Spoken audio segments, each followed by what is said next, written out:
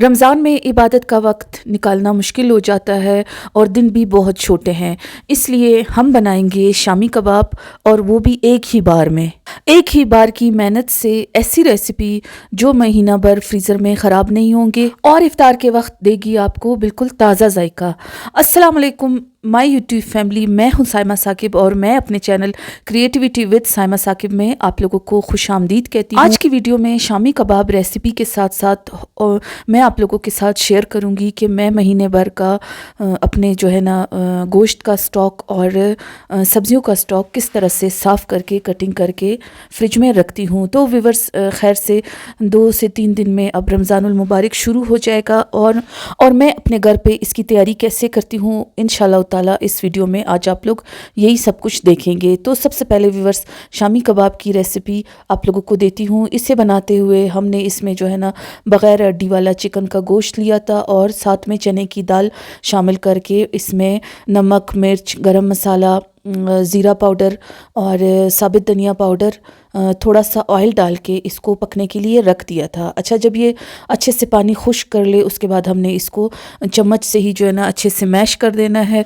और उसके बाद इसका जो है ना इसमें सब्ज़ धनिया और सब्ज़ मिर्चें काट के शामिल करना है। फिर इसके कबाब बना के आप लोग किसी भी टिफ़न में या ट्रे में प्लास्टिक शीट बिछा के फ्रीज़ कर सकते हैं और जब दिल चाहे तो इसे निकाल के अंडे में फ्राई कर लें। तो व्यूअर्स, ये मैं रमज़ान के लिए बना रही थी क्योंकि दावत में भी इसकी फिर ज़रूरत पड़ती है। कभी सहरी के टाइम भी इसे अगर मेरा दिल करे तो मैं फ़्राई करके खा लेती हूँ और इसके अलावा मेहमानों के लिए इफ्तारी के टाइम पे भी इसकी ज़रूरत पड़ेगी जी। तो व्यूअर्स, अब उसके बाद सारे गोश्त का स्टॉक जो है वो मैं हर महीना एक ही दफ़ा में मंगवा लेती हूँ। अच्छा, इसके मंगवाने की वजह ये होती है, एक तो हम लोग जिन शॉप्स से जो है ना ये गोश्त वगैरह ख़रीदते हैं कई सालों से, 15 से 20 सालों से, तो एक तो वो हमारे घर से अच्छे खासे दूर है और रोज़ रोज़ वहाँ पे जाना मुश्किल हो जाता है। और दूसरा, अगर कभी साकिब घर पे ना हो और मुझे अचानक से किसी भी किस्म के गोश्त की ज़रूरत पड़े तो मेरे पास स्टॉक मौजूद रहता है। मेहमानों के आने का भी फिर मुझे कोई इशू नहीं रहता। तो व्यूअर्स, हर महीने ही मैं इस तरह से मंगा के उसमें से जो ज़रा बड़े पीसेज होते हैं उसको पुलाव या बिरयानी के लिए अलग से हम 3 बंदों जितना जो है वो अलग करके मैं जो है इससे बना के रख देती हूँ। सालन के अलग, कढ़ाई पीसेस अलग, और जो ये पैकेट्स थे ना बिस्किट्स के, इसमें जो है ना हमेशा से मैं रखती हूँ क्योंकि मुझे मेरे फ्रीज़र में मैस अच्छा नहीं लगता। तो इसलिए मैं जो है ना उसमें इसको एक टाइम के हिसाब से जो है वो निकाल के रख देती हूँ। अच्छा, अब ये जो है ना बोनलेस चिकन जो थी वो भी मैंने जो है सीना पीस मंगा लिया था। इसका मैं ये करती हूँ कि कभी अगर मुझे इसका कीमा चाहिए हो या ऐसे खाने जिसमें जो है चिकन हड्डियों समेत ना डलता हो, तो उसके लिए भी मैं ये 2 से 3 इससे बना के इसके रख दूँगी। अच्छा, इसकी ये जो मैंने हड्डियाँ अलग की हैं ना व्यूअर्स, इसको आप सूप बनाने के लिए इस्तेमाल कर सकते हैं, यखनी बनाने के लिए इस्तेमाल कर सकते हैं। इनको भी जो है ना मैं वेस्ट नहीं जाने दूँगी, इनका भी जो है मैं यखनी निकाल के रख दूँगी। अच्छा, इन दिनों चूँकि सर्दियाँ हैं तो मैं सूप भी इससे जो है ना वो बना सकती हूँ।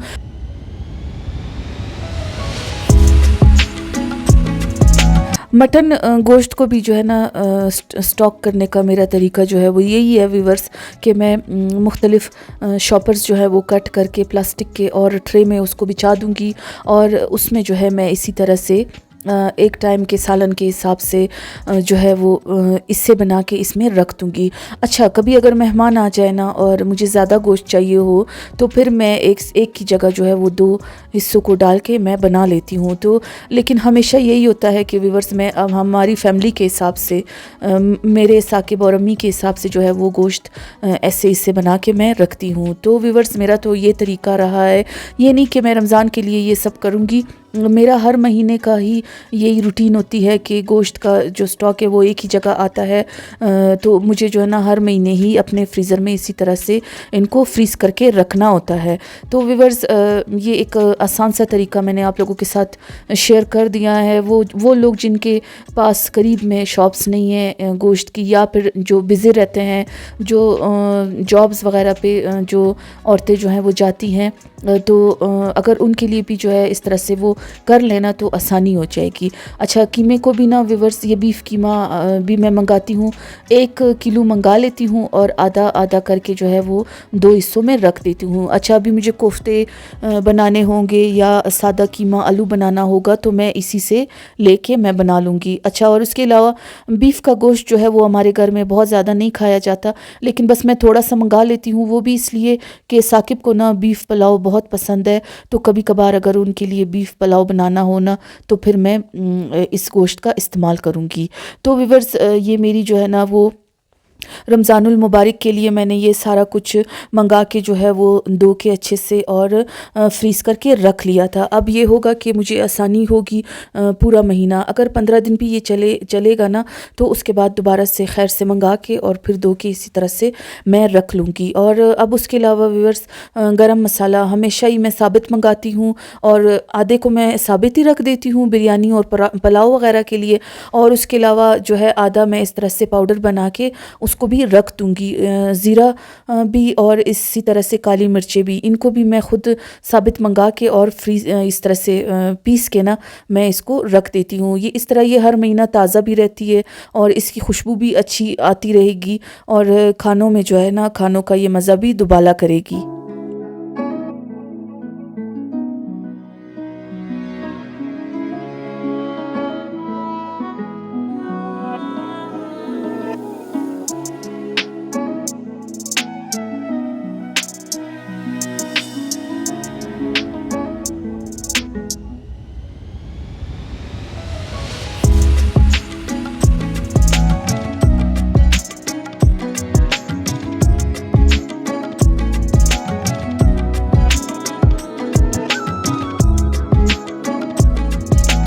अच्छा जी, तो व्यूअर्स अब बारी आई है सब्ज़ियों की।